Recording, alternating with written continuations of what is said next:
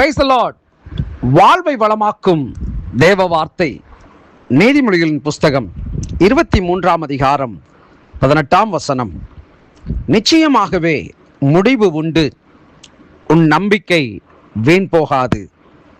ஆம், அன்பான கர்த்தருடைய பிள்ளைகளே, நிச்சயமாகவே முடிவு உண்டு, உன் நம்பிக்கை வீண் போகாது.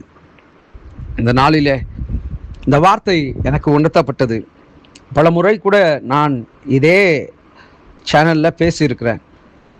இன்றைக்கி ஆண்டவர் சொல்கிற இந்த வார்த்தை நம்முடைய வாழ்க்கையில் ஒரு சந்தோஷத்தையும் ஒரு மகிழ்ச்சியையும் கொடுக்கக்கூடியதாக இருக்கிறது. எத்தனை காலம், எத்தனை நாட்கள் என்று சொல்லி சில குறிப்பிட்ட காரியங்களை குறித்து நம்ம ஏங்கி கொண்டு இருக்கோம்ல.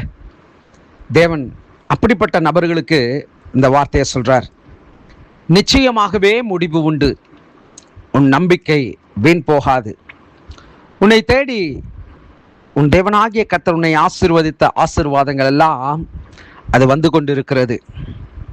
என்னடா இவர் ஜோசியக்காரன் சொல்றது போல சொல்றாரு அப்படின்னு நீங்க நினைக்கலாம்.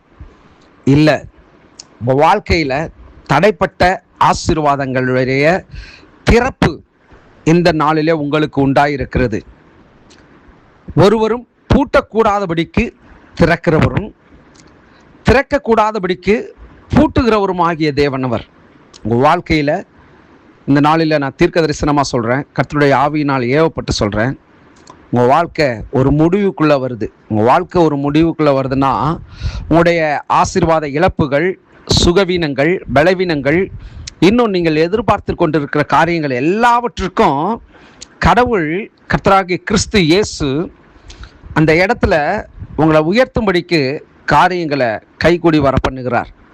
இப்போ நான் அதை விஷயம் பார்க்குறேன். நிச்சயமாக உங்கள் வாழ்க்கையில் அந்த ஆசீர்வாத நன்மைகளை நீங்கள் அடைய போகிறீங்கன்னா இன்னும் எத்தனை காலம், எத்தனை நாள் இல்லை, அந்நாள் காத்திருந்தாள் தேவனுடைய சமூகத்தில். கர்த்தர் அவளுக்கு சொன்ன வார்த்தை, சில நாள் சென்ற பின்பு.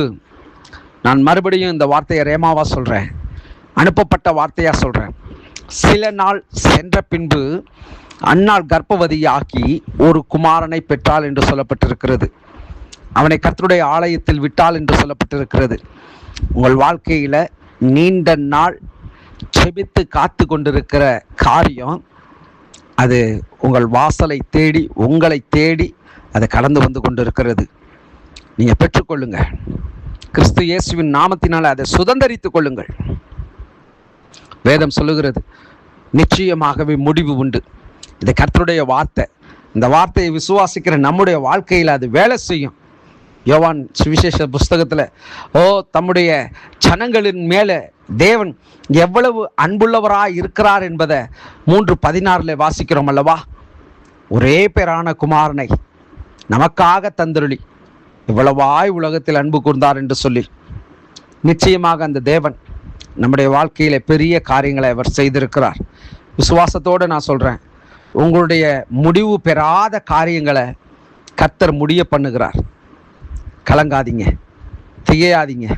உன் தேவனாகிய கர்த்தர் உன்னோட கூட இருந்து அவர் உன்னை நடத்தி செல்கிறவராக இருக்கிறார். ஜெபிப்போம். நல்ல தகப்பனே, இந்த நாள் கேட்ட வார்த்தையின்படி ஆண்டவரே ஸ்தோத்திரம். பல கோர்ட் கேஸ், வீணான வழக்குகள், இது எல்லாவற்றிற்கும் கர்த்தர் ஒரு முற்றுப்புள்ளியை வைக்கிறார்.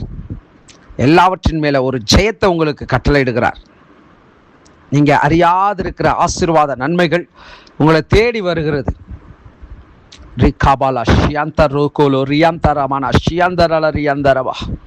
பரிசுத்த ஆவியானவரே, இந்த நாளிலே திட்டவட்டமாய் நீர் பேசுகிறதற்காய் நன்றி, உணர்த்துகிறதற்காய் நன்றி. உடைய பிள்ளைகள் நீண்ட நாள் காத்திருக்கிற நன்மைகள் இப்பொழுது சரீரத்திலே உண்டாகிறதற்காய், மன ரீதியாய் அவர்கள் பெற்றுக்கொள்கிறதற்காய் நன்றி செலுத்துகிறேன், ஆசீர்வதிக்கிறேன். இயேசுவின் நாமத்தில் பிதாவே, ஆமென். God bless you.